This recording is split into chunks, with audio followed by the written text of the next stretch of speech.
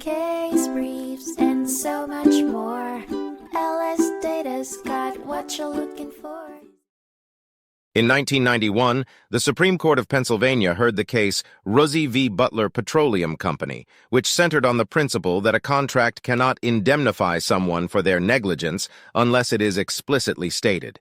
The case stemmed from a 1984 agreement between the Zinssers and Butler Petroleum, which included an indemnity clause.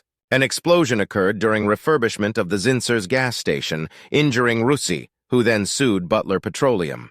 The court ruled against Butler Petroleum, citing precedent set by Perry v. Payne and concluding that the indemnity clause did not explicitly protect Butler from liability. Damages were awarded to the Ruzzis, and Butler Petroleum's appeal was rejected. In a related case, Shockey v. Ruzzi, expert testimony from Jarrell was deemed admissible, as it was relevant to Ruzzi's lost earning capacity due to his injuries. Overall, the Supreme Court of Pennsylvania upheld the lower court's decisions in both cases.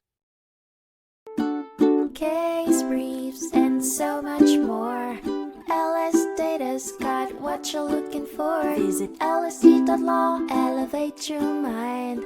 Leave the stress of class.